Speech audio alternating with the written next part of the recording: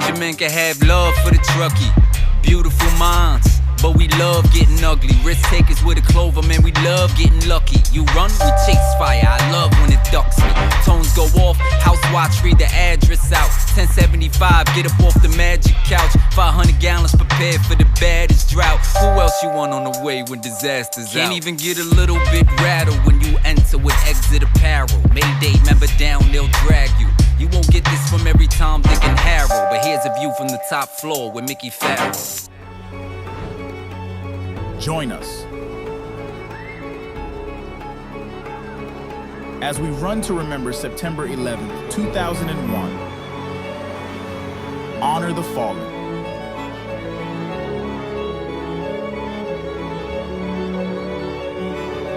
And turn memories into miles.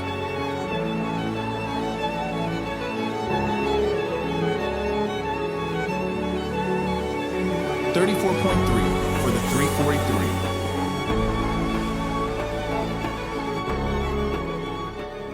Here we are. Here we are. Cheers. Cheers. Thanks for coming to the city. Absolutely. Nice, cool day. Yeah. So, 34.3. Correct. Foundation. Tell us about how you get started. Well, we started in 2021, or I started myself. It was the 20th anniversary. I had like 10 years on. And, being a probie in Manhattan and a junior fireman in Manhattan for 5 years, whatever, you go to so many memorials and, masses and stuff in the firehouse, right? And then I transferred out to Queens. And it wasn't, not to say it wasn't like the same, but we didn't lose anybody in the big house in Far Rockaway. So the tradition is a little different, right? Yeah. So when I first transferred there, I was actually still coming back to the city for the first year or two. But this was the 20th anniversary in 2021. And I remember that National Geographic special that came out. They had like 20 years worth of footage. They waited. It was 20 years worth of like, everybody's VHS cameras, whatever cell phones were around back then. And they put it all together. It was like super compelling, super moving. My wife and I were watching it. I was like, oh my God, holy shit. And I just like had this idea in my head. I was like, I just wanted to do something kind of different. And I was like, I want to honor these guys. And like we all know from probie school, right? Like one of the most proud days in probie school is like, you all look forward to it. You go to do your 6 miles and you have the flags, and the job always gets a film guy there. And It's called the Spirit Run, right? Spirit Run, yeah. EMS does it now too. So we all kind of have that idea in our head. Like running with a flag is kind of like, with our job, like kind of like a proud thing, I guess you could say. So it just kind of popped in my head. 34.3 for the 343. I just kind of was like, I want to run to the Trade Center. It seems kind of silly, but like, I'll put a thin red line flag on my shoulder. I'll wear my marathon jersey, has FDNY on it, and we'll make it work. I'll head to the city from Long Beach. So I started devising this route in my head. Now, how far is Long Beach, for those who are listening and don't understand the dynamics of New York City? Yeah. From Manhattan, how far is Long Beach really? Without doing the route, just straight. Without doing the route, I mean, if you drove a straight line like through Jamaica Bay, it's probably like 18 miles. 18 miles, okay. Yeah. But we stay along the shore. It's kind of like a direct route. We go along the ocean. We hop over to Rockaway. So we go over the inlet. And once you get to the end of Rockaway, you got the Marine Park Bridge. That's Flatbush Avenue, right? And Flatbush goes all the way up north to south through Brooklyn. And it dumps you by headquarters, which is the Manhattan Bridge. So I knew if I could get to the Manhattan Bridge, then it'll dump me in Chinatown. That's where I used to work in Battalion 6. And I would get there early and I would do my runs, east side to the west side, come up 14th Street and cut across. So I knew that area. So I just put it in Google Maps and I was like, okay, so Long Beach to Engine 329, right, which is the Marine Park Bridge, was like 13 and a half, 14 miles, something like that. I was like, okay, there's a half. And then I did, 329 or Marine Park Bridge to J Street, where the Manhattan Bridge is. And that was like another 13, 14 miles. I was like, all right, so we're at a marathon there. And on the Manhattan Bridge, we're at like 27, 28 miles. So I was like, okay, once we get into Chinatown, we're around 29, 30 miles. So I was like, I'll go up and I'll visit firehouses that lost guys. You know, I'm like, I can't just run. So let me pay respects. You know, I don't know a lot of the houses in Brooklyn and stuff, you know, but we stop there now as we've grown. People ask and we stop. So, but the original plan was I was going to go up the Bowery, cut across Great Jones. You got 33 and 9 right there. I did overtime details there all the time. So I would stop there, make a right, go up Lafayette, boom, 3 truck, 13th Street, cut across 13th Street. Pay respects at 3 trucks, see the memorial, see the guys, and then go up 4th, cut across Union Square, stop at my old shop, 14, dump you out on 5th, come down through Washington Square Park. Once you go through Washington Square Park, now you got 24 and 5 on the other side, which 24 and 5 was the very first firehouse I ever experienced in my life. You know, you did that week rotation out of Roby School. Great firehouse. Yeah, and I had a buddy, Brian Hayden, was already working there. I worked EMS with him for years, and that place obviously has a special place in my heart also, as well as 3 truck and 14, all these other places. But yeah, so it dumps you out on the west side, stop at 24 and 5, West Side Highway, and then every year, from year 1, every year, even this year, I guarantee you, we're gonna do the same thing. By the time we get to the West Side Highway, we're at like 31, 32. So I'm like, all right, yo, boys, we gotta go down to the Battery and just like make up a half a mile. Like we're always kind of looking for a little bit extra mileage, so we're not doing laps around the reflecting pools. So this year the Battery is like totally under construction, so I'm already anticipating guys are gonna get so mad at me, like the other guys that run, because they're like, we're at 34. I'm like, not on my watch. Hold on, we gotta cover another half mile. The guys are like, well, but yeah, the year 1, I had my photographer friend Ryan Mack came with me, and I had him by my side the whole time, and he helped like pump it up. We got photos and video and whatever. So that was the original idea, and it was never a goal to like start a foundation and make shirts and create a charity. You know, it was just to honor the 343. You know, I find what you're doing very inspirational because you are a guy that came on the job like after 9/11. Yeah. Oh yeah. And it's a different dynamic, obviously. It's almost like the Bible. There's before Christ and after Christ with the FDNY, right? Yeah. And you stepping up and just kind of not looking for any publicity, you're just falling in that role of doing something. Correct. Yeah. That's inspirational for me, but I think it should be very inspirational for the young firefighters today. And I think that you stopping in each firehouse as well is incredibly important, because those memorials that have been built, I remember the process of firehouses building those.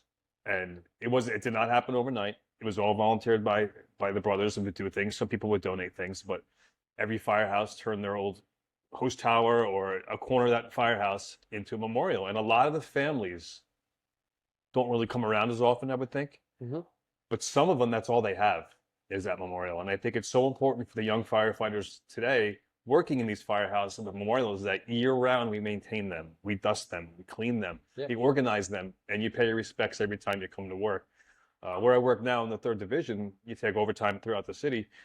I find it important that every time I work in a firehouse memorial that I at least reflect, even if I'm taking my bunker pants off, I'll just take a look and just reflect on that moment of like the brothers that were in that firehouse prior to me and the sacrifice, not only that they gave for the city of New York, but the families. Yeah. And here we are at the end of the summer, and Labor Day is coming up this weekend, and the dynamic, well, not the dynamic, but the atmosphere seems to change for New Yorkers, and I think that's what people don't realize outside of New York City, is that this isn't a day we live, or we don't remember just one day. Yeah. It's every day we remember this, and we live through this. This is real life. So when the seasons begin to change, emotions begin to change, and I don't think that many in the country really understand that. It's something that we don't reflect on once a year. Right. We do it every day. And I just find it very inspirational that a guy with your time on the job coming in 10 years. You have 10 years in the job? Yeah. So 10 years. And that was, how many years did you have when you decided to do this? I had about 10. Okay. Not that time makes a difference, but I'm trying to wrap my brain around is that the other firefighters, the young firefighters, a lot of them weren't even alive. Yeah. And here you are, a guy that comes 10 years after the fact. And so I talk about that sometimes, like I'm in that middle of the road group in the firehouse. And I gave a speech at the Johnny Mack Foundation golf outing. Jen, his wife, honored our foundation. So I gave a little speech like Man of the Year, whatever the hell I want to call it. It was a great honor. Yeah. And I talked about how I'm part of like a kind of a small generation of our job right now that was an adult on 9/11, wasn't a firefighter yet. I mean, I was 18. I had graduated high school. I was in college. I was in Boston. But I remember that day, and then I was ultimately like inspired to be a fireman from that day. And then, being in Long Beach, and there was a huge push of everyone getting on the job Yeah. after 9/11, obviously, right? All those guys got on, 03, 04, 05, all the way to like 07 before the big freeze. Um, and all of us in that like generation all wanted to get on because of 9/11. And all the other guys that were involved in 9/11, 20 plus years now, they're slowly getting out, or even worse, getting sick, getting Yeah. out, and then dying of cancer. I mean, So, that's what I mean. Like, we live it every day. yeah, It's not once a year. Rockaway, Long Beach guys, I have to admit that, like, through the years of the FDNY, they're always doing the right thing. yeah, And they're always super into the job, and not just like crawling down hallways aspect, but always doing the right thing for foundations and raising money, and just, they're always a part of the right thing. Very Yeah. rarely do you hear about the wrong thing. And I think that speaks volumes of the job of the guys that came before all of your generation that were from those neighborhoods, that really painted the picture of the FDNY in a positive note. I don't know, man. It's the best job in the world. We both know that. Yeah. But I think a lot of it comes from the Rockaways and Long Beach, and that atmosphere of brotherhood. yeah, definitely. I mean, I remember these guys when I was growing up, just like, guys were always, as far as the running, I always used to remember these guys running around town. They always have their marathon jersey on. Like, I try not to wear that thing every day on the boardwalk, but no, I used to always remember these guys, like James Coyle. And I grew up down the block from Billy Quick, God rest his soul. Billy was an animal. I was a little kid. He was just jumping in the water when it was freezing in the beginning of the summer in May, just covered in hair, just a monster of a guy. Just you just saw these guys growing up, and it was like, it didn't really hit me until I was like in my 20s that I was like, all right, I should try to really pursue this. I was doing recording, I was doing hip hop, and making beats, and I was a recording engineer or whatever. That didn't work out, and doing fitness, whatever. And I was like, a couple of guys in the neighborhood were doing the EMS thing. Brian Pilzak, he went to 175. I saw him in the gym, and he's like, dude, yeah, I'm getting on.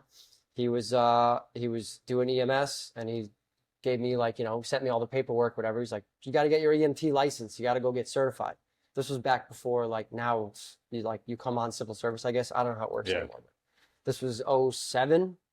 So I went out and I got my state certification, and then called the fire department. You give them your state number, and they're like, all right, cool, you're on the bank, your database or whatever.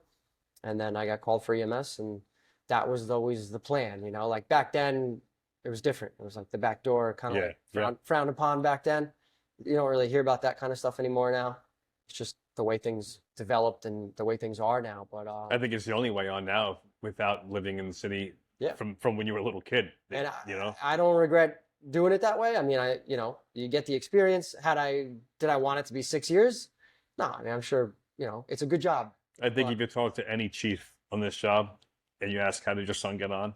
Right. They're going to say through EMS, or he's in EMS now waiting, because they know that's pretty much the way the system has worked out. Yeah. For whatever reasons. It's the only way. Yeah. And you know what? You learn the streets. You learn how to talk on radio. Exactly. You learn, the MPI aspect of the job a little bit. As far as, dealing with heavy situations, keeping your heart rate down, and, driving, just being in the 911 system. So it's not a bad way to get on this job. I don't regret my time there at all. I worked with great guys. I know it's very beneficial having those guys on the rig when we do some incidents where I'm like, holy shit, what do we do here? And these guys boom right in there, and they're good. It makes them better firemen. In the long run, it makes you a better fireman. And those are the times you spent before the fire department. Something I found inspirational was like going through some of your clips on the social media, is that a lot of guys last minute, I feel like, are like, you know what, I'm going to do that tomorrow. Yeah. And like, just go run 34 miles. It's like how many guys last minute do you think you'll get? Like leading up to it, September coming, you're going to get last minute guys. Well, this year we're pretty squared away. We've had guys step up. We got phone calls, a couple guys from 174. My buddy Timmy Phillips was in my probie class. He called me. He's got two guys. He's like, these guys are, sub 330 marathoners, that's what we need. It's just 34 in the marathon is a little different. You know, you could do a marathon and you could do the marathon in the heat and go fast, but once you get 27, 28, 29, 30, 31, it starts to wear on your quads and stuff. So people start to break down. But, you know, year one, even Basil came with me, which is a crazy story. I saved his life on EMS. I don't like to say it like that, but yeah, he was in a bad motorcycle accident on Beach 96th Street. Flipped his motorcycle. He had tracheal deviation, punctured lung. I called for medics. I didn't know he was from Long Beach. I didn't even recognize him. They did needle decompression on him, like in Three Kings with Mark Wahlberg. Crazy scenario. We got PD escort to Jamaica. We took him up there, and I grabbed his phone, and I needed pedigree. I needed information for the PCR. So I just grabbed his phone. It was an old flip phone back in like '08. I just hit talk. It went to the last number he called. Wow. You know, it was before iPhone, so you just hit talk. I saw the number. It was like, 516-432, whatever. I was like, 432? That's Long Beach. This guy's from fucking Long Beach. And the kid answered. This kid Liam answered, and he's like, yeah, it's Basil Donato. He's a lifeguard. You probably know the guy. I'm like, oh my God, I do know him. He's friends with James Coyle and Kelly and all these kids I know. So anyway, fast forward, a year later, I saw him in the West End at walking his dog or whatever, and we just touched base, became friends. Wow. And then here we are, 2021, whatever that is, 10, 11 years later, and he shows up at the run, and he did 26 miles with me. He didn't do the whole thing. But that's like that spur. Only 26. He told me, he goes, I didn't want to take away your shine. If I did the whole thing, like it wouldn't have meant the same. I was like, all right, guy. But yeah, he did a marathon with me. But then the next year, 2022, Kelly Coyle from 134 with me, and this guy Cav stepped up, who was a former Long Beach fireman. I mean, these guys are Ironmen. These guys, it's light work for them. It's a tough day. I don't want to say light work. That takes away from it. Everybody struggles that day. And last year was like 90 degrees. It was tough. But it gets tricky as we're growing. You want your platform to grow, right? You have same thing going on. So you want your platform to grow, but we get to the point where we're at the boardwalk and more random people show up. And as we grow, we have more of a schedule to keep. We have an after party. We're working with the New York City ferry system right now to get us back to Rockaway. So that was my question. How logistically have you worked with New York City in the sense of been a lot. Like traffic control, any insurance problems? Because I know when they did the Ronaldson run in Staten Island years ago, there was a situation with insurance and traffic where the city backed out. Yeah. And I know like a big time celebrity stepped in and wrote a blank check and said, here, whatever you guys need to keep this going. And it maintained it for a few more years. And then eventually it was time to end that race. But, the city eventually pushed back a little bit on the race because they felt there was too much overhead. Wow. Okay. That doesn't scare me at all. No. Well, no. Yeah. So we have the bike crew, right? So we call it the bike gang, and it basically became a big house thing, right? We talked about earlier that the big house didn't really lose anybody. We've had 9/11 illnesses since, Eldridge and Quickie, and a few other guys, but it's kind of like what the big house does now, right? Traditionally these guys would go to Point Lookout. There's a 9/11 memorial in Point Lookout, next to Long Beach. And now it's like, it's grown into like, this is what the big house does. The probies now are like ready to dive in. Like, what can I drive? What can I do? What can I step up to do? Great. Yeah. Which is like, you're a probie in Manhattan. We know what you're doing. You're going to Riverside Drive. You're going to 3 truck had a full mass in the house. 14, we'd either go to Riverside Drive or go down to the reflecting pools, whatever. Additionally, the big house didn't really, they went to Point Lookout on 9/11.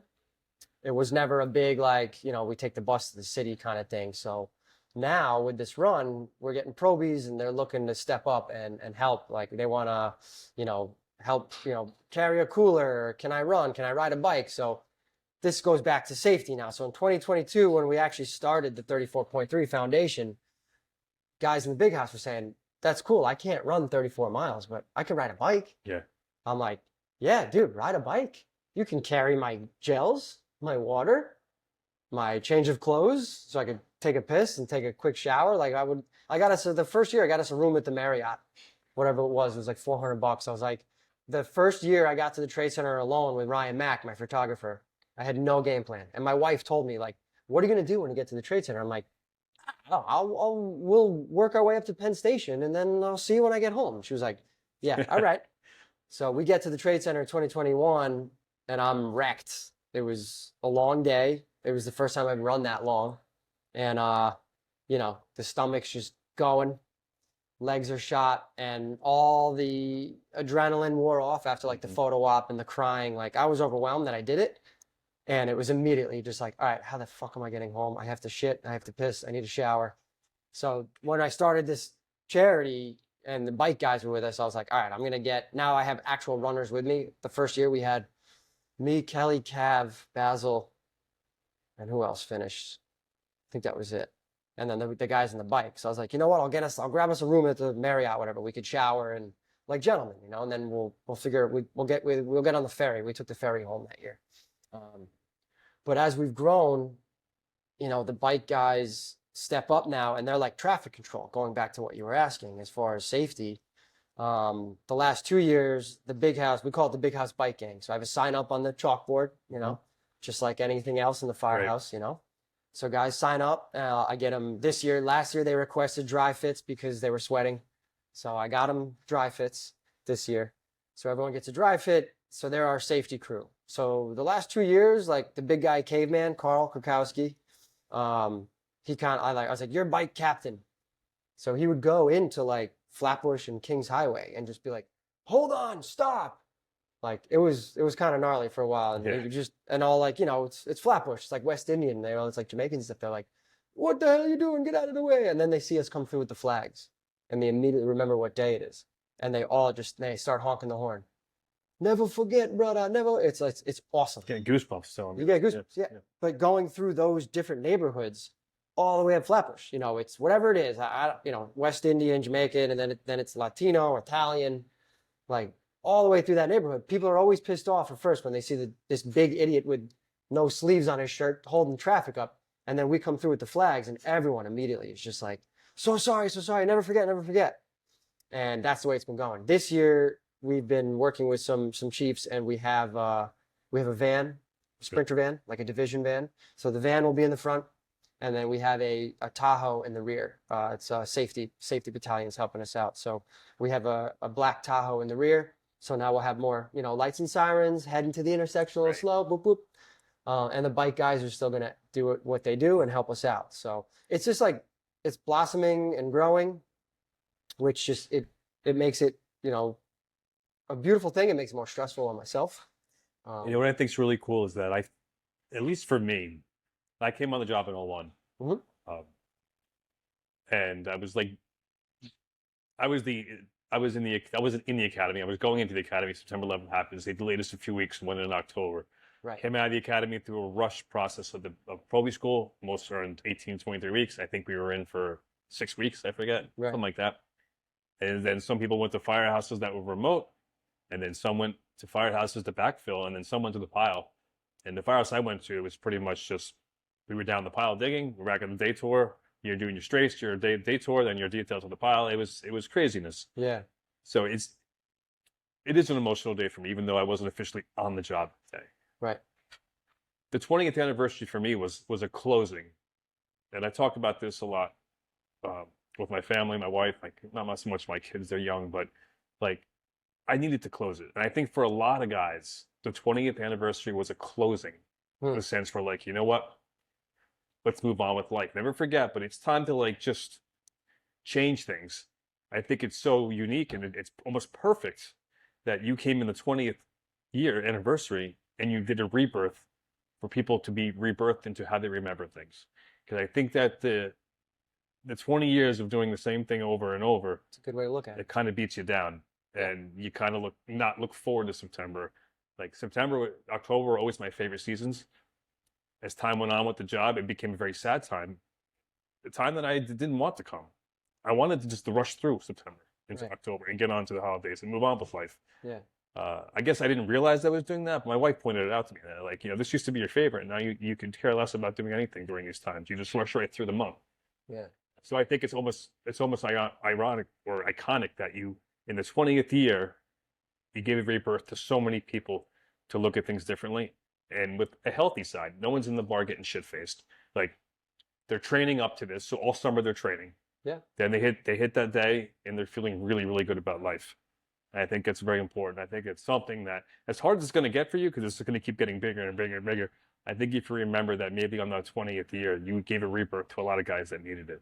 That's awesome to hear from a guy like you and guys that were there. You know, like you said, you know, especially with younger guys getting on, you know, there's only so many times. Like, yeah, of course, you should put the uniform on and go to memorial and stuff, but you know, doing that year after year, and like guys that are younger, that like we got guys like you said, they're not even alive on 9/11. You know, they might go and hear the names at Riverside Drive and stand there for 3 hours and just kind of in the back of their head going, it's hot, I got sweat dripping down. We've all been there. You know, and then what do they do after that? And they're free from the memorial and they're psyched, and then they're gonna go drink. Yeah, and I think if anybody, you young firemen in New York City, are listening or watching, it's not St. Patrick's Day. I want to make that very, very clear. Like, I've seen it used in the past, and it's very demoralizing to the job and the legacy of, I think, the brotherhood. And I do believe every borough, every division, every firehouse has its own traditions. But if you were affected by that day, personally, from a family member or a company, or you were involved and you spent time there, I feel like that's your day to do whatever you want. You don't want to come to the city. You want to go hiking with your kids? Go hiking with your kids. You want to go surfing that day? Go surfing that day. Yeah. And next year I'll see you at the memorial. But if you weren't directly affected by this, you have to be there. It's a turnout day. That's what we do. It's a line of death funeral, is what it is. And I think I haven't seen anybody disrespect that or do the wrong thing from what I can tell. I think everyone, they don't look forward to that day, but I think the generation that wasn't really a part of it, maybe not even alive, they look forward to that day of being honored, a part of that brotherhood, and saying, you know what, this job is bigger than me. And that's a great moment. That's a great day for the next generation to realize how great, how big this job is, but it's so much bigger than you as an individual. Absolutely. Yeah. So what were the traditions when you came on the job? And you said 14 engine? Yeah. So you guys did a battalion mass or a division mass? Or if you were working in the firehouse, right? So we talk about that. If you're 9/11, if you're not working, you're in Class A and you're there. So we would always line up in the morning, have breakfast. It's always a big breakfast. We'd have 8:46, Flight 11 struck the North Tower, and that changed the world as we knew it. and that's when you start your races on that moment, right? Yeah, so that was going back to 2021 when I started the run. I'm like, I'm gonna start at 8:47, 8:46, whatever. Whoever turns out on the boardwalk, they'll turn out. I had family and friends, right? So I knew about 10 people would show up. The first year was, there was like 20, 30 people, like Lavalle's and the paid Long Beach guys turned out with some rigs, which was awesome. But yeah, I said, we're gonna start at 8:47. So we're gonna do a moment of silence. It's just like you're in the firehouse. I didn't want to take away from that. Yeah, I love that. We're not just going for a run. I didn't want to take away from what we do as firemen on 9/11. When you're in the firehouse, tones go off, right? Most firehouses, you pull the rig out, you get the radio on, and you wait for the beat. 8:46, 9:03. So I said, we're going to do all those. And Ryan Mack, my buddy, a good friend who's the photographer, he's also a buff. He runs Jersey Shore Fire Response. It's like a huge Instagram. Oh, really? Yeah. So he had a buff radio. So I was like, yo, just put it on like Queens or whatever. So we had all the, we had the department radio on. So Great. I had all the moments of silence on my phone, like vibrating. Mm-hmm. I didn't need it because this kid squared away. He had the radio. So we were just listening to Queens. And 8:46, boop, everyone on the boardwalk. Now you have people that have never been in our job, in our environment, right? When I was a probie and being in the firehouse on 9/11, like you hear the tones go off and you see all the guys with time on, they're just like, boom, squared away, add attention, moment of silence. Like, oh yeah, shit, this is, like you said, this is bigger than me. This is what we fucking do. So when I had these people on the boardwalk year one in 2021 and the department radio went on, like, they were all like, they had goosebumps. They were like, oh, this is what you guys do. I'm like, yeah, no, the whole job stops for like 30 seconds. Like there's no radio transmissions. It's a moment of silence for everybody. So I didn't want to take away from that. So we do all the moments of silence. And then the first moment of silence, obviously 8:46. And then 8:47, we start running. Just like in my head, I'm like, just like every other unit did that day, right? Everyone started getting toned out and they worked their way to the trade center, whether they were going into the lobby and then getting assigned to go up and perishing, or getting there later. I love that you incorporate the traditions that you were brought into this job of 14 engine, the first division, and then bringing it to the run to bring that. That's amazing. Yeah. So like we were saying before, so if 14 was, if you were working, in work duty, you'd go to 3 truck, and 3 truck would have the mass in quarters, and we would just pull up and just kind of, hang in the back for their mass. The families always turned out over there. And if you weren't working, we would take the train up to Riverside Drive and listen to all the names. So when I decided to do the run, like, yeah, I'm not just gonna ignore it. Like, yeah, I'm just gonna run to the trade center. No, it's tradition still. So especially if other guys are gonna get involved, like, yeah, no, we're doing that, and we're gonna keep the flags on. So a lot of guys too, and they're like, no, I want to run it. I'm like, are you okay running with a full 3x5 flag the whole time too? People need to think about that kind of stuff. It's not only a long run, but you're also stopping, you're paying respects, stopping and going, messes with some people here and there with their. Do you train with the flag? No.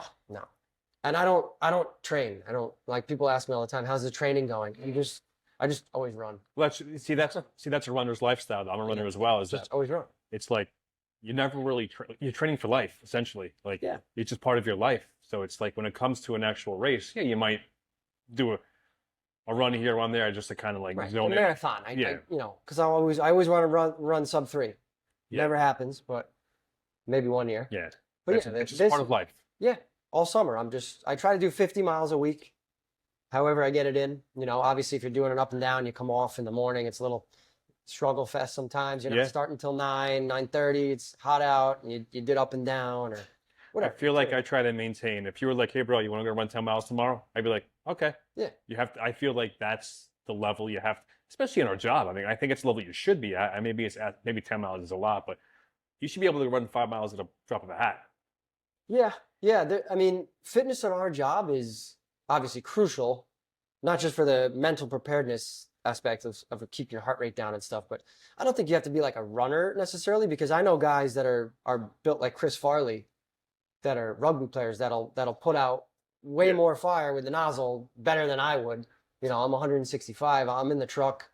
These guys are monsters. Yeah, they're not going to go out and run 15 miles in the morning, but they're fit in their own way. They're not complete bags. Oh, yeah. You know what I mean? Like, fitness is weird on our job. Like, yeah, you definitely have to be fit. You have to keep your heart rate down and to think clearly. And obviously there's different aspects of our job as far as the engine and stretching a line and control and how many lengths, and being a chauffeur is a whole other animal too. Yeah. But I think that's the main thing, though, is being able to lower your heart rate to think clearly, and whatever that takes at your fitness level Absolutely. to be able to maintain that heart rate is so important.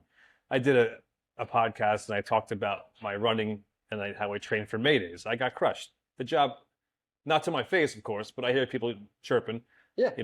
And I said, when I go out for a run, the first mile, I'll practice my Mayday.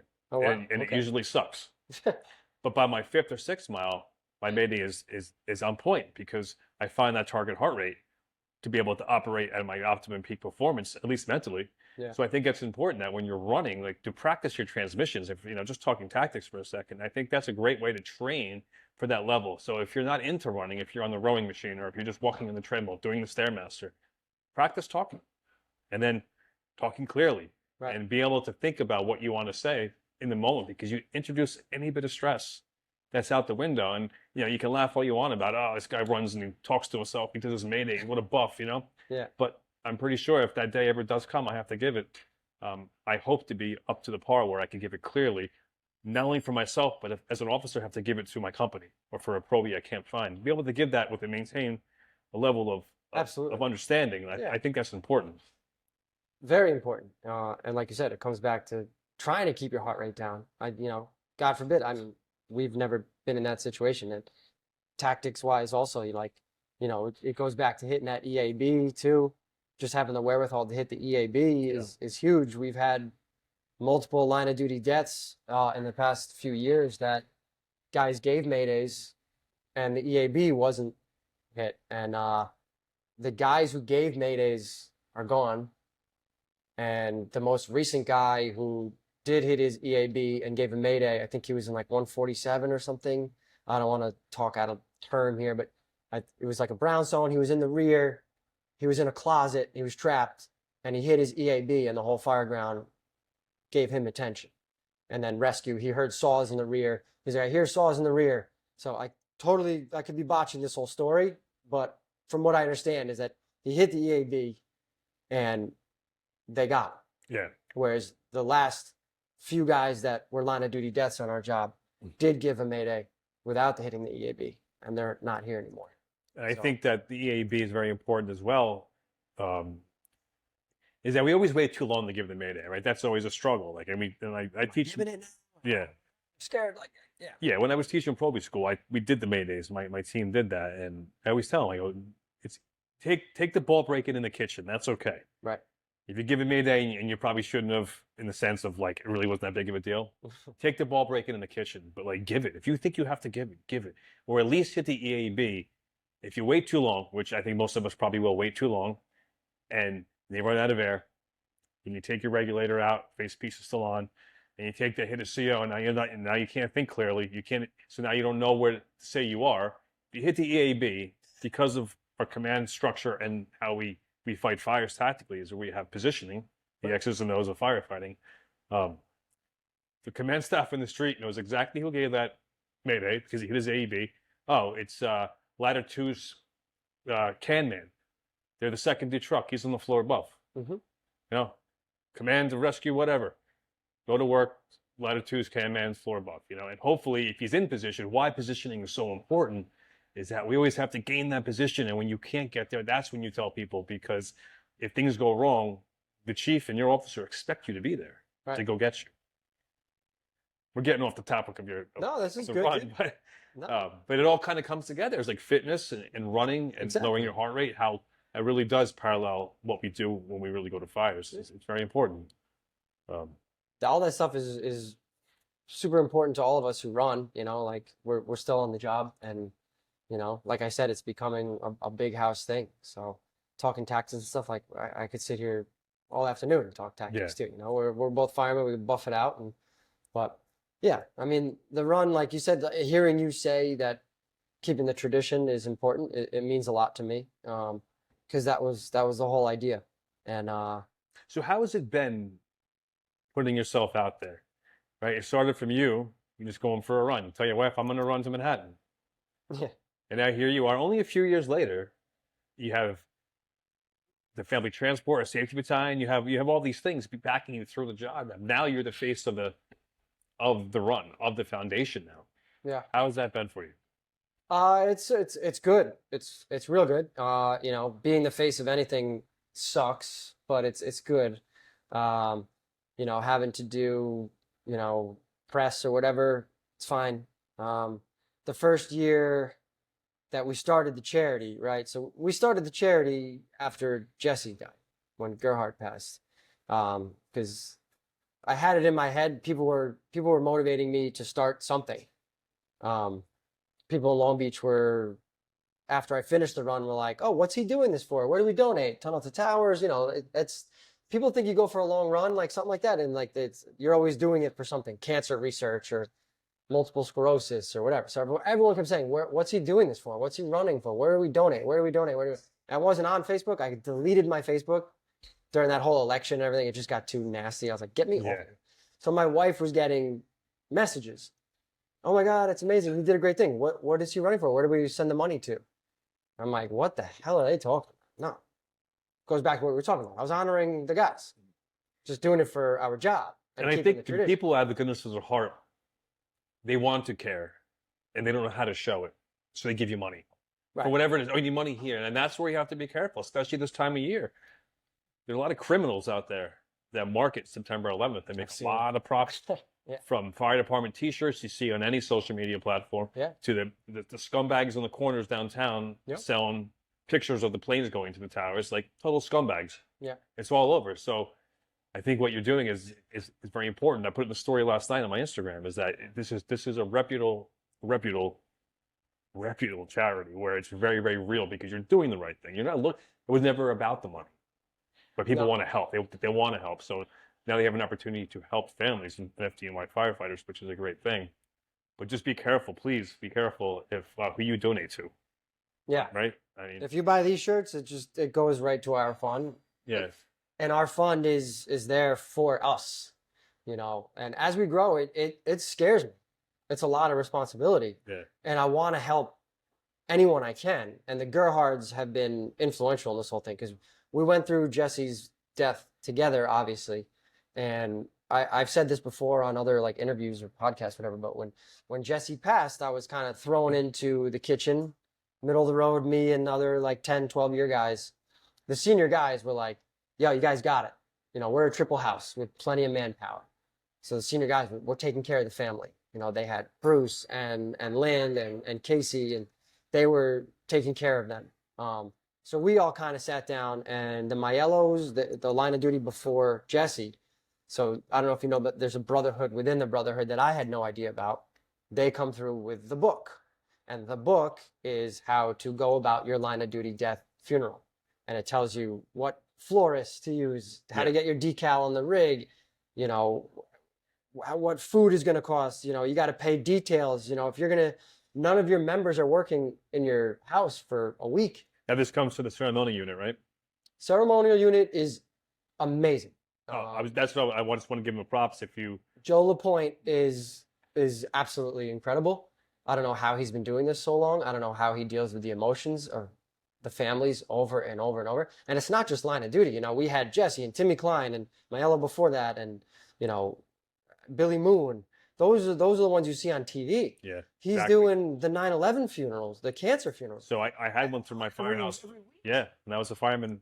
He came through, and I could not believe the professionalism the night before the wake, where he comes through and he stitched me. All sat in the TV room. We all sat down, and all business, but brotherhood business, and it was so real and organic and just genuine. Right. And it speaks volumes of the character of the brotherhood within the brotherhood. It's the brotherhood within the brotherhood. And I learned firsthand, unfortunately. And, you know, the big house has gone through it a few times. You know, we lost J-Mac to a horrible situation before Jesse, Elgers before that, which was 9/11 cancer. You know, and Jesse, obviously. But until you experience that and it touches you in that way, you know, that's what motivated me. I was like, all right, now I know what to raise money for, you know. When we got the book, and then I forget what happened. A bunch of guys left. A couple of guys had to go to the ME's office. They were transferring Jesse for, you know, organ donation, whatever. But someone called me on the bitch box to the watch. I was like the one truck guy that was left in the house. So like, yo, Blatt, to the watch. We got a guy here. And it was a member from 135, ladder 135, Tully. So Tully passed away, right? A couple of years before Jesse. And he came up to me and he said, I'm really sorry, brother. I'm sorry for your loss. You know, I'm from 135. Listen, if you need anything, just let us know. And he handed me an envelope with, I think it was cash. It was either a check or cash. And I looked at it and I go, oh, what's this? No, we're good, brother. We're good. What are you doing? Yeah. And he goes, whoa, no. And he calmed me down. He was like, he basically pulled me aside. Like, sorry, dude, this is how it works. I'm sorry. I didn't realize you didn't know this is how it works. I go, what are you talking about? He goes, am I the first one? And I go, first what?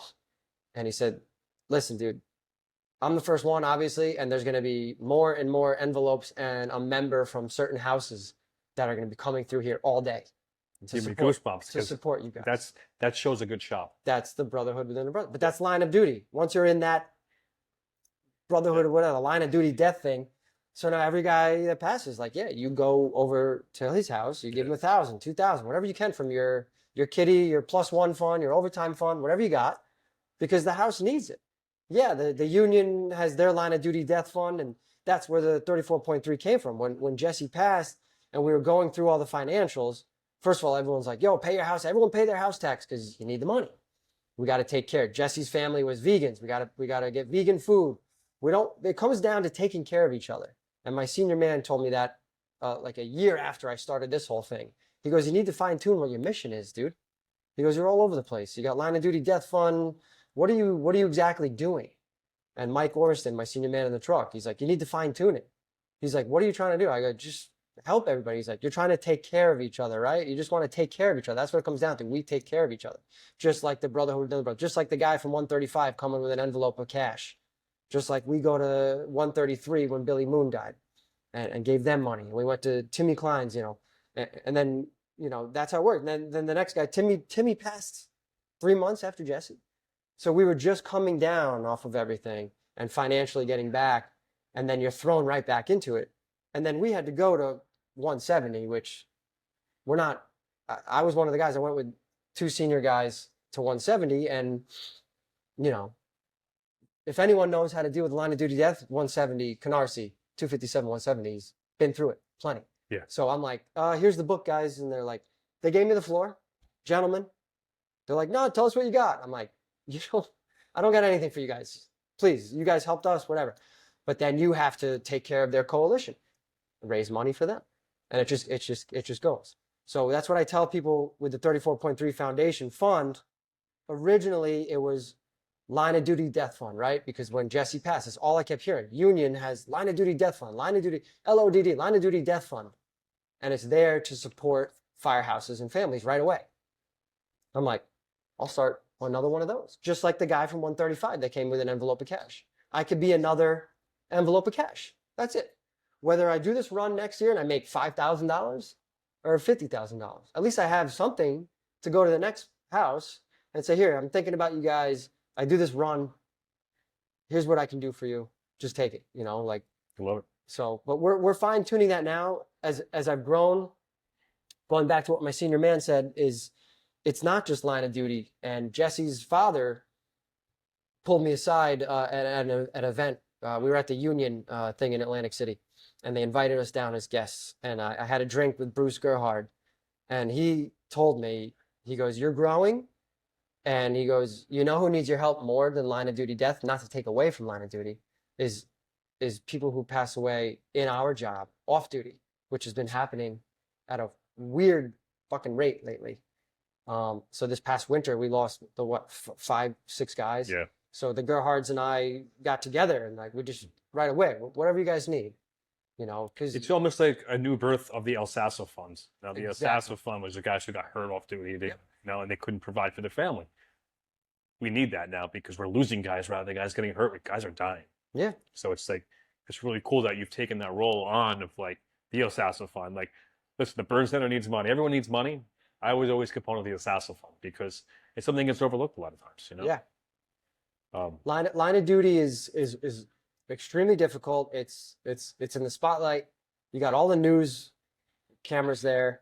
The job is heavily involved, obviously, but you do get compensated down the road. Whereas if you die off duty, you're not.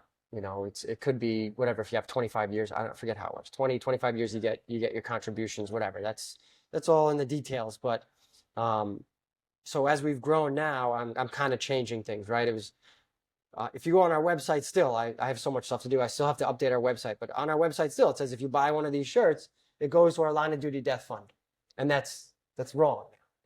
I'm going to call it, active member crisis fund.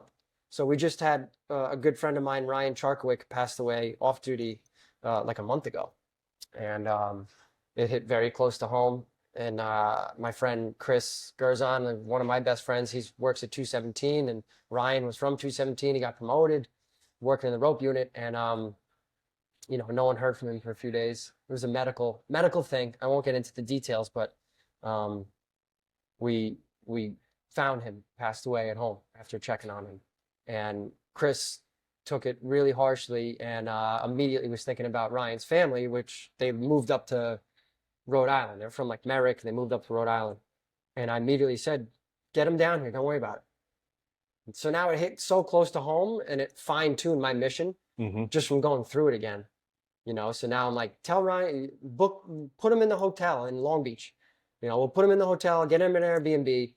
And I looked at Chris and I said, me and you, we don't get to grieve right now. We'll worry about that later. Let's get his family down here and take care of his family, right? Just like Mike Ormison, my senior man, said, we're going to take care of each other, take care of his family. Me and you, we'll do CSU, we'll talk, we'll grieve later. Just do what we all do on this job, which is bad, but push it down and let's take care of the family. And that was a good way for us to 34.3 Foundation to really step up. And, you know, You got your focal point, you got your vision, like that's dynamic, it sucks that it dialed hit in. so close to home, but yeah, it's you know, we put his family up for 3-4 days Airbnb, and then I told 217, I said, we're gonna have a coalition, right? Like, I was like, I got it. I'll get a bar in Long Beach, open bar, pass food, whatever. I just did exactly what we would have done at the big house because we've been through it. Yeah. And if you haven't been through it recently, 217 lost guys on 9/11, you know? So now there's a whole generation of guys at 217 that haven't really gone through this whole process. So I just helped them out as much as I could. I said, I got it. I took care of the coalition. Again, this comes back to Rockaway and Long Beach always stepping up. They can always doing the right thing. And you're a great example of that. I want to talk about a little bit about the funerals and how it's not that we're losing the traditions of what we had. I think that I came on this job at a unique time where funerals were just like part of my weekly day thing to do. I did my tours. I couldn't imagine. I was in probie school, my tours, whatever it was. On the weekends, you go to a funeral. If you weren't in the firehouse, you had a funeral. And it was very real. Like that was, this job was. Yeah. And then that was the first few years, and then that died off. And then we got back to normal life. Line of duty deaths, a couple of years here and there, horrible fires, you know. But now we're on the back end. Guys are getting sick. And it's almost like we're reliving those funerals weekly again. Yeah. But it's almost been dismissed because it's not that it's forgotten, but it's almost out of sight, almost out of mind. So my old firehouse, and I want to give props to 43 and 59 in the Bronx, is that we used to send 2 guys to every line of death funeral, World Trade Center related cancer. If the guy was 90 years old, if he was 40 years old, whatever it was, we send 2 guys, 2 representatives. Wow. And they rotate. So we have a book and you're up, okay? And engine and truck, and they go. Wow. And that's huge. They go all over. And not just to keep it within the 5 boroughs or the surrounding counties. They go all over the country and do this. And we have a fund that we put money into it. Wow. So every Super Bowl box, every Final Four, whatever it is that box is, that money goes aside, called the rainy day fund. But it would pay for guys to do those things if need be. That's like what the union does. The union says. Yeah. So we had our own little thing going because we started to realize, like, we're going. There's no one there. Like, what the hell? And like, that house is a big turnout house, and I'm really proud of that. So that's something. If moving forward, if that kind of sparks your interest for someone, please reach out to me. And I kind of guide you what we did, but I think it's important that we can't lose sight of what this job is based on. Yeah. We've gotten very, very good at funerals. That's why we have a whole unit. We've always had it, but now that's it's defined. Yes, and it goes back to Joe. And it's just, I really wish and I hope that the rest of the country can dial into what we've done and almost like duplicate it. Like every department has a company picnic, a dinner dance, right? From the volunteers to the paid cities, like everyone has something, a committee of some sort. The dinner dance committee, right? Okay, you're in charge of it, and you designate all these jobs for guys, right? Those guys love that job. Yeah. Not. But if you don't have one, maybe have a funeral committee, a line of youth committee, and you do some fundraisers, do some football pools, whatever it may be. Get some money involved into a little secure fund. Yeah. And then send 1 or 2 guys to your local union or your local state, or start small, start countywide. You know, if you're out in the Midwest and you have a county and someone gets killed, someone dies of cancer, just send 2 guys, because it goes a long way. Because I truly believe if you take care of this job and you nourish it and you love it and you respect it, the job takes care of you and your family tenfold for generations to come. And that's birthed through the guys that come long before us. And I don't want to see that getting lost, because we're back into the funerals again. It's just that they weren't crawling down hallways this time. So guys kind of almost dismiss it. Right. But you know what? They crawled down a hallway at one time and they're just sick from it. You still have to represent them. Yeah. I think it's important we do that. So the 20th anniversary, you started your run. Yep. And I was watching something you posted about when you hit Washington Square Park. Yeah. Talk about that a little bit. Yeah. You know how it was for all of us back then.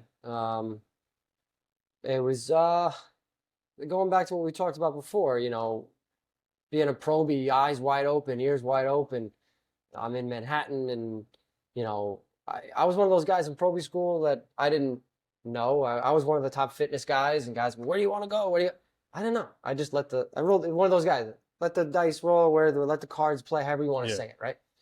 But here I am in Manhattan. I was psyched. I was like, cool, whatever, I'll go to Manhattan. I wasn't like midtown. I was, below 23rd in the 6th Battalion. It was great. And, there's a lot of pride on that day. Whether you, like I said, going to Riverside Drive or going to a mass or memorial but it always kind of like stuck, even when I had a few years on, you'd walk around in uniform and people would just kind of say, thank you, whatever. So now fast forward, I leave the city for a while and I had Ryan with me. I've talked about this before. Mac is obviously Ryan Mac's been to New York City before, but he's also like this fire buff too. So I'm like, yeah, dude, no. He's like, no, I'm 100% in. I'm gonna come up there. I want to film and take photos. I was like, really? He was like, yeah, I'll be up there. I'll be at your house in the morning, dude. Tell me what time. So he lives in like, the Jersey Shore, like Point Pleasant. Shot up to my house, and I kept telling him, oh, dude, wait till we get to the city, man. It's like you get goosebumps, and it's a pride kind of day, especially when you're representing the FDNY, and he's not on our job, so I'm like kind of talking it up, and so we get into Chinatown, whatever. It's all good, beautiful day, and then Union Square and Washington Square for some reason, like the last 4 or 5 years, have just been like, not to sound weird, ground zero, but like like the hotbed of like all like protests. And, Yeah. And now it's like the Palestinian stuff, and back then it was the BLM stuff, and it's always like Union Square and Washington Square, whatever. But I wasn't really like thinking like that. But this was right after lockdowns, right? 2021, so it was a new administration, but there were still like lockdowns and masks, and they were pushing the vaccine or whatever. That had nothing to do with obviously what I was feeling, but when we got through. We went down 5th and we got into Washington Square Park. I had the flag and it was crowded as hell. It was gorgeous. It was like, 80 degrees and beautiful. And when I was a teenager and in college, like I used to write graffiti and shit. I was an idiot. But like we used to take the train from Long Beach to the city and then walk from like West 4th Street and cut across the park. And like you'd always see the Washington Square Arch back in the day. And the Trade Center was like right through it. And then we walked down to like the graffiti store. It was like Bomb the System or whatever. And we'd go to Fat Beats, which was like a hip hop store. And those memories always stuck with me. And I always remember seeing the Trade Center right there. And now it's not the same. You see the Freedom Tower a little bit, but as I'm coming down 5th, I'm like, yeah, this was like the footstep of what happened 20 years ago, right? Mm-hmm. And we're going through the park, and it was just like people were just giving me like weird vibes, like not to say like, hey, look at me, I'm a fireman, bad. It's 9/11, blow me kisses. Like, no, I was just like, people were like, oh, hey, watch it, the fuck, watch that flag, like, and then I worked my way around. It was like more like children and like parents, and they were just like, whoa, sorry, what is he doing? Like, just little weird things as you're running by, you hear. Yeah, man. And I'm like, man, I feel stupid right now.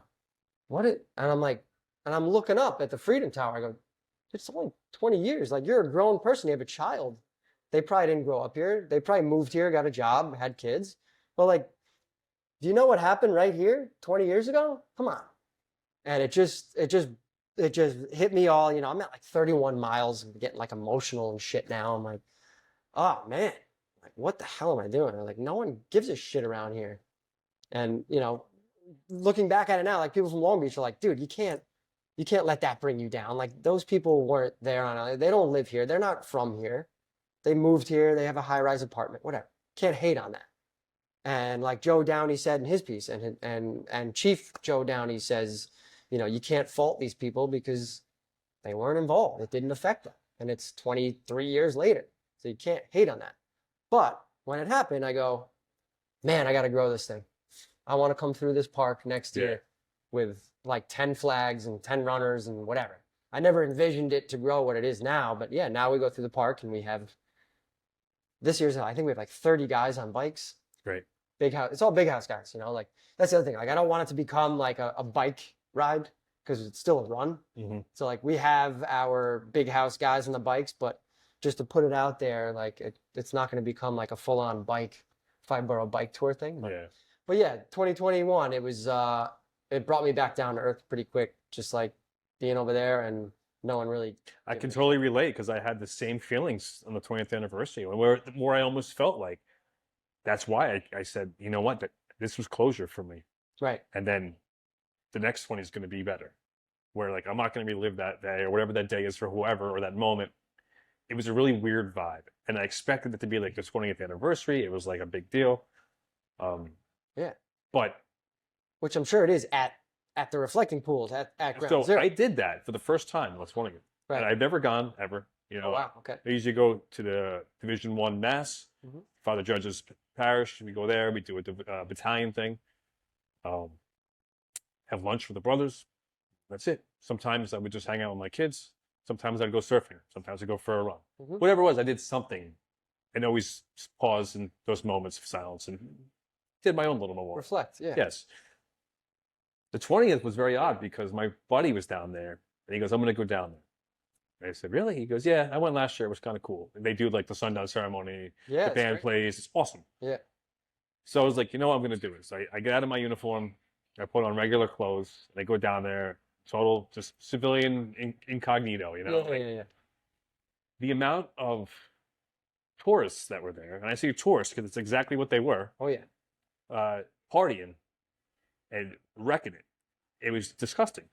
There was cans of beer everywhere, cases of beer left in the streets. The bars are like St. Patrick's Day. There's like fire department celebrities from social media signing autographs down there. I was just like, what the fuck is this? Yeah. And I had a straight up panic attack where I told my buddy, I'm like, I gotta go. He's like, you all right? I'm like, gotta go. Especially for a guy that was down there. I mean, 20 years listen, ago. I wasn't there that day, whatever, but like, You were at the pile. it was, yeah. And it was my first time back there in September even. And it was like, I didn't think it would affect me, but just seeing the disrespect, and this goes back to what I'm saying, is that it's not one day. It's every day for us. Every time I go to work, I'm looking at a memorial. Every time we go to work, we hear the 652 transmission for another guy that died. It's cancer, you know, like, Yeah. or Literally every week. yeah, it's like, it's every day. So when you do come to New York to pay your respects, to see the Freedom Tower, to go to the museum, great. Please come and do that.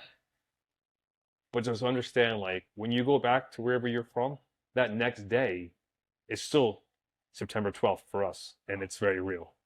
It doesn't go away. It's not like we go back to work and don't think about it, you know? Yeah. So I found it very disrespectful the way they left that area. And I say they, maybe it was some of the New Yorkers that don't understand. Maybe it was some of the guys in our job even that don't really understand the magnitude of the impact of what the FDNY truly is and how big that brotherhood is and how it is that much bigger than you, because I think we've gotten away from that because I don't want to go down a hole of like political Right. and how the job's changing, but we have to remember the core values of this job and that you are just a very, very small cog in the wheel. Yeah. And it's always, the fire service in general is always bigger than you. Yeah. And we have to remember that. And I think that's a good day to remember that and to reflect on it. Because it's a really cool day to be a New York City fireman, even if you weren't affected by it all. It's just really cool to put that uniform on and say, you know what, I'm a part of this brotherhood. Yeah. And what you're doing is bringing it on a different level and showing the people outside of the core of the tourists or whatnot, what this job is about. Bringing it back to your local community, to Long Beach, right, to the Rockaways, and just getting that community involvement to making it a bigger and better thing. Yeah, absolutely. So as far as the fundraising goes for you, where can they donate and that type of stuff? Different ways. Obviously, the website it's right on the homepage. It's 343foundation.com. Should have done org, but I mean, we're in too deep now. .com is fine. 343foundation.com, and right on the homepage is a donate button, and that goes right to our fund. It's just, we have one checking account and we have a Venmo, our website, and every time we go out with our tent and sell T-shirts and stuff, all the money goes right to the same checking account, and that money is just there. Obviously, we have expenses for the run, so if we want to grow, some of it and it drives me nuts, like trying to grow, and all these like business guys that are friends of mine in Long Beach and stuff, and they're great. They're giving me guidance, but they're like, no, you need to get this, you need to get that, you need to buy more shirts, you need to buy another tent setup, you need to grow. And I'm like, there's money there, but I don't want to touch it. God forbid, but unfortunately, like, you have to grow, you have to have expenses. But you know, even with Ryan, we laid out a good chunk of change, and then Ryan's family returned it by telling all their friends and family in Rhode Island and Merrick, like, this is an organization that's helping us out, and it just came right back to us. So, but the fundraising is just basically through our website, Venmo, and through our merch. The website's great, by the way. Like all your social media, the videography, it's all point on, man. Thanks, man. It's good stuff. It's very good stuff. Do you ever think about this? Did you ever reach out to the job of all the firehouse neighborhoods you run through and tell them, hey, we'll be coming through at this point? Yeah. Have the rigs come down, you know? Last year, I think Chief Downey we had some rigs last year on Flatbush. It was like 323, thank you, engine 323. I forget what truck it is, forgive me. Squad 1. You were with Squad 1, and for watching. 122 maybe? 122 maybe. I know they're the same neighborhood. It was Squad 1 and a truck. And I know a few guys from my Pro B class and guys I worked EMS with are in Squad 1 now, like McHugh and Esposito and Dom and those guys. And they turned out, and we came down Flatbush, and I saw the lights on and guys just clapping on the side. Like, right. When you see the lights, I'm like, what do these guys got, a class 3 or something? And then I see, like, as we get closer, they're like, no, they're there for us. And I was just like, oh my God. So like I meant to say that too, like, you having me here to talk to you is big too. It's just, if I don't have the respect of my peers on our job, I have nothing, right? I could be doing this fundraising and running on 9/11 and branding it and putting FDNY across our chest and on the back of these shirts. But if guys on our job think I'm a joke and don't respect it, I'm sure some guys still do. You know, that's how the world works. Yeah. There's always going to be people that don't like what you're doing. But if I don't have the respect of our members, I got nothing.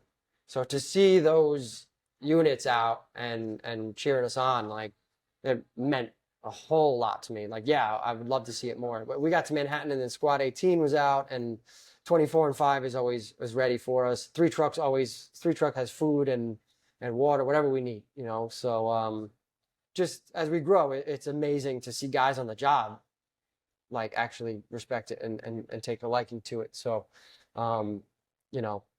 And the flip side of that, it means so much to me that you're trusting with your story, because like you said, doing this, and especially in our job, putting yourself out there has been very, very difficult for some of us, and not all bad, not all good. It's kind of an even keel, but like, it's all about the betterment of the FDNY. Yeah. Bottom line.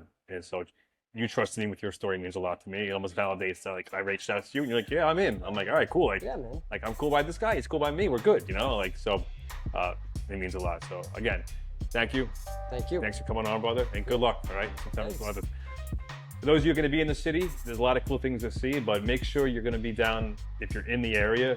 I know we have a lot of guys who watch us and follow this from all over the country. If you are coming to New York and you see the guys with the flags, be sure to go out, say hello, buy a t-shirt, buy them a beer, all right? Thanks, guys. All right, take care. Thanks so much.